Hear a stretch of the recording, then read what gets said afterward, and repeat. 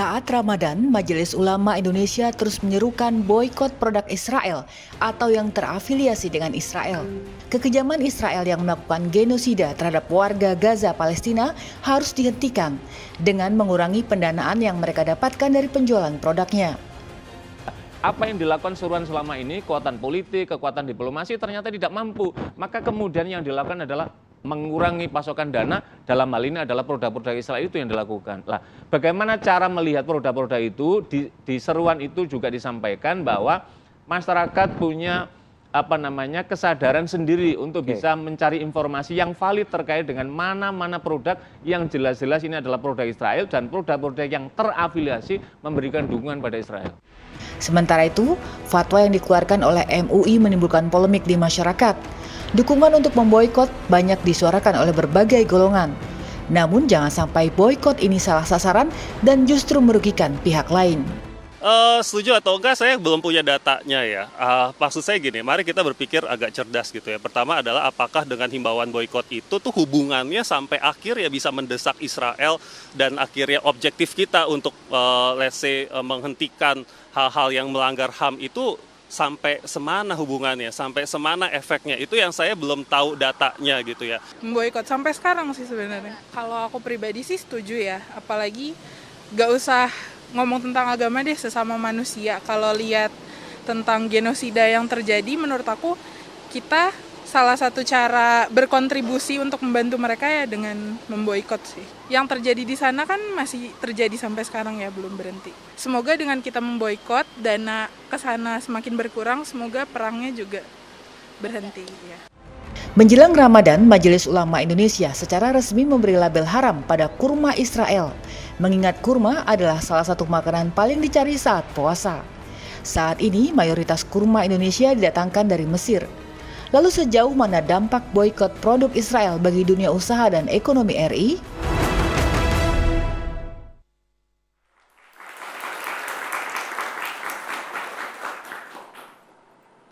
Halo, selamat malam pemirsa. Anda menyaksikan Indonesia Business Forum bersama saya Agita Mahlika. Pemirsa, kita sudah dengar bersama pada tayangan sebelumnya. Seruan boikot produk Israel itu terus menggema. Bahkan kita ketahui bersama MUI atau Majelis Ulama Indonesia ini juga terus mengingatkan masyarakat agar tidak menggunakan atau memakai produk Israel maupun yang terafiliasi dengan Israel agar pendanaan mereka ini berkurang. Lantas apakah dampak dari boikot produk Israel ini? Kita akan mendiskusikannya di Indonesia Business Forum pada malam hari ini. Sudah hadir sejumlah narasumber. Saya akan perkenalkan satu persatu. Ketua MUI Bidang Fatwa Bapak Asrorun Niam Soleh. Selamat malam Pak Niam. Selamat malam, gimana kabar? Sehat-sehat? Sehat selalu Bapak. Selanjutnya Wakil Ketua Umum Kadin Indonesia Bapak Sarman Simanjorang. Bang Sarman, apa kabar? Sehat selalu, selamat malam. Siap. Selanjutnya Direktur Eksekutif KOR Indonesia, Bapak Muhammad Faisal. Pak Faisal, selamat malam. Selamat malam, Assalamualaikum warahmatullahi wabarakatuh. Waalaikumsalam Pak. Dan juga bergabung secara virtual pemirsa, Dirjen Perdagangan Dalam Negeri, Bapak Is Karim. Pak Karim, selamat malam. Selamat malam, Assalamualaikum warahmatullahi wabarakatuh. Waalaikumsalam Pak Is. Baik, saya langsung mengawali kepada Pak Niam terlebih dahulu dari MUI. Kita sudah saksikan Pak tayangan bersama tadi seruan boikot produk Israel ini semakin menggema, semakin mengemuka. MUI sendiri kembali menegaskan lagi masyarakat agar tidak menggunakan produk Israel ini. Apa Pak alasan utamanya Pak, terutama di bulan Ramadan ya Pak ya? Ya, terima kasih. Ini ada dua momentum ya. Momentum yang pertama, serangan Israel kepada Palestina itu masih terus berlanjut, bahkan membabi buta. Korban terus berjatuhan tanpa ada peri kemanusiaan di dalamnya, nyawa-nyawa melayang tak berdosa. Tentu ini harus mendatangkan solidaritas yang lebih di kita dalam ikatan kemanusiaan.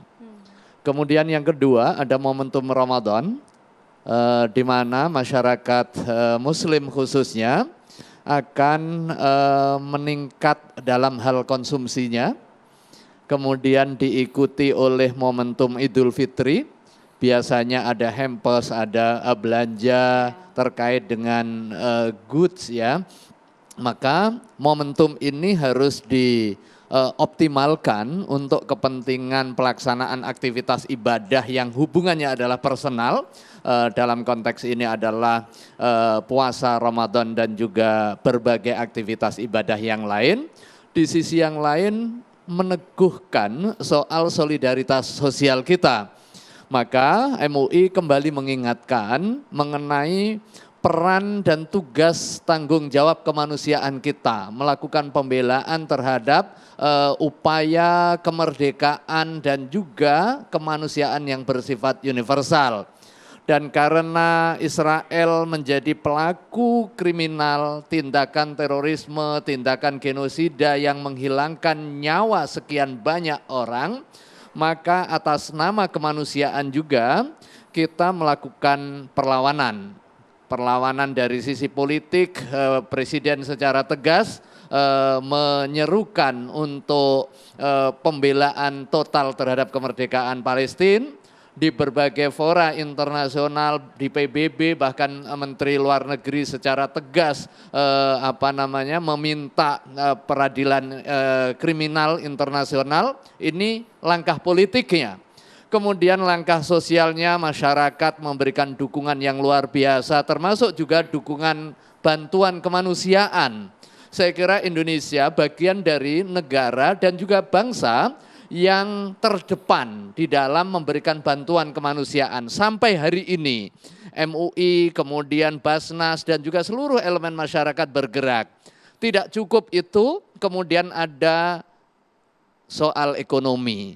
Dan ini ternyata sejak fatwa diterbitkan di November 2023 itu memiliki efektivitas di dalam mengurangi pendapatan pihak-pihak yang diindikasi terafiliasi dan juga memberikan pendukungan terhadap tindakan genosida, baik secara finansial maupun secara militer.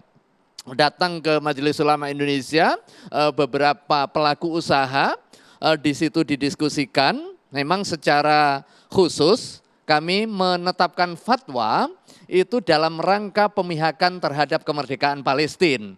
Tidak mengadres satu produk tertentu, tetapi setiap produsen yang melakukan pemihakan terhadap tindakan terorisme dan juga genosida oleh Palestina, baik langsung maupun tidak langsung. Nah, pada saat itulah tentu fatwa tidak ingin menghukum orang yang tidak bersalah. Begitu ada pelaku usaha yang secara nyata dia sama sekali tidak terafiliasi sebagaimana maksud fatwa dan dia terkena dampak, MUI bersama-sama pelaku usaha tersebut untuk melakukan klarifikasi. Tetapi kalau memang dia baik langsung maupun tidak langsung terlibat di dalam aktivitas terorisme yang dilakukan oleh Israel, ada beberapa langkah. Ada Q&A yang memberikan penjelasan di dalam fatwa yang sudah diterbitkan. Intinya sebenarnya kita tidak mengharamkan produk seperti yang tadi teasernya, tidak mengharamkan kurmanya. Kurmanya tetap halal. Tetapi membeli barang dari produsen yang terafiliasi terhadap aktivitas terorisme, aktivitas genosida, itu yang terlarang. Artinya muamalahnya tidak kepada zat. Pengharaman di sini haram li ghairihi, bukan haram li dzatihi. Saya kira kalau sudah dikasih di meja kita, misalnya ada kurma, ya nggak perlu lagi ditanya. Karena kurma zatnya adalah haram. Yang kurma halal. Yang haram itu adalah kita membayar uang, uangnya menghasilkan keuntungan, keuntungannya untuk kepentingan perang, memerangi kemanusiaan. Urutannya begitu. Oke. Sebelum membahas lebih jauh mengenai kurma dan juga produk-produk lainnya, saya ingin ke Bang Sarman terlebih dahulu. Kalau tadi Pak Niam sudah mengatakan ini seruan ya, untuk tidak menggunakan produk Israel maupun yang terafiliasi sudah dilakukan sejak bulan November, sudah mulai terasa manfaatnya perubahan di dampak-dampak ekonominya.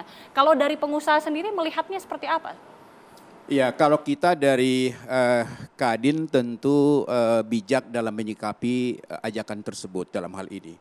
Kami sebagai mitra strategis pemerintah tentu akan fokus ya menjaga bagaimana supaya ekonomi kita tetap mampu tumbuh produktif, bagaimana supaya daya beli masyarakat kita juga tetap baik. Misalnya dalam hal ini, yang jelas bahwa kita dari Kadin juga mengecam keras adanya tindakan kekerasan, intimidasi, apalagi penjajahan di atas dunia, misalnya di belahan dunia, kita akan protes. Kita juga sama ya.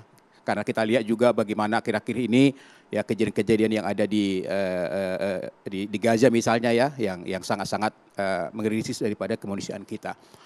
Tapi kalau dari sisi himbauan untuk boikot produk Israel, tentu memang ini harus betul-betul hadir pemerintah. Pemerintah harus hadir untuk memberikan suatu informasi dan komunikasi yang baik kepada masyarakat, supaya apa yang disampaikan MUI itu betul-betul bisa selektif masyarakatnya. Karena kita tidak mau juga dengan ajakan tersebut dimanfaatkan oleh oknum-oknum tertentu yang memiliki produk yang sejenis untuk menjatuhkan dalam hal ini. Karena kita masih ingat ya tahun yang lalu ketika MUI melontarkan hal tersebut, bahkan ada di medsos dibikin daftar seolah-olah itu dikeluarkan oleh MUI padahal tidak, ya kan? Berarti dimanfaatkan oleh produk yang sejenis untuk menjatuhkan produk yang lain. Tapi yang terjadi sampai saat ini di dunia usaha, di dunia bisnis seperti apa, Pak? Nah, kalau kami lihat memang pasti ada semacam kekhawatiran. Karena tahun yang lalu kejadian kan kita lihat bahwa ada salah satu produk minuman yang sampai 40% Pak anjlok penjualannya. Kemudian juga ada makanan siap saji juga drastis turun. Ya. Bahkan ada industri yang paling besar yang sehari-hari bisa sabunnya kita pakai, odolnya kita pakai, anjlok Pak. Padahal di sana ribuan anak bangsa juga mencari nafkah untuk rumah tangganya. Jadi memang ini pemerintah harus hadir. Makanya saya senang sekali Pak Is datang supaya bagaimana pemerintah itu bila perlu ya mereka kan yang memberikan izin import. Ya kan tentu bisa memiliki data. Mana sih sebenarnya perusahaan-perusahaan yang tanda kutip terafiliasi misalnya. Atau produk-produk yang masuk bahwa ini diindikasi berasal dari Israel misalnya. Supaya jangan sampai dengan katakanlah himbauan ini malah kita sendiri yang tanda kutip ya membuat pertumbuhan ekonomi kita semakin tidak maksimal. Karena kita harus bersyukur bahwa kita ini adalah salah satu negara yang ekonominya paling bagus hari ini. Tidak bisa. Itu fakta. Jepang sudah masuk resesi. Inggris sudah masuk resesi. Kita masih pertumbuhan positif dalam hal ini. Nah, apalagi menjelang Idul Fitri dan bulan Ramadan ini. Kita tahu bahwa Idul Fitri ini adalah merupakan perputaran uang terbesar di Indonesia. Artinya bahwa konsumsi rumah tangga yang terjadi di Idul Fitri ini sangat strategis untuk menyumbang pertumbuhan ekonomi kita di kuartal pertama ini. Ini sangat besar. Ya. Jadi dalam hal ini memang apa yang menjadi himbauan MUI, kita juga menyikapi dengan bijak, akan tetapi harus betul-betul terukur. Harus betul-betul informasi yang katakanlah yang pasti, sehingga masyarakat kita jangan sampai misalnya gara masyarakat kita tidak dapat informasi yang akurat, mereka menyetop untuk membeli. Mereka tidak mau untuk berbelanja. Baik. Nah ini juga kan menggeret daripada daya beli masyarakat kita gitu. Harus betul-betul terukur dan seperti dikatakan oleh Bang Sarman tadi, pemerintah ini harus hadir tentunya di tengah dukungan kita, solidaritas kita kepada saudara-saudara kita di Palestina. Nanti saya boleh minta tanggapan langsung dari pemerintah, dari Pak Is, namun usai jeda pemirsa, kami kembali sesaat lagi.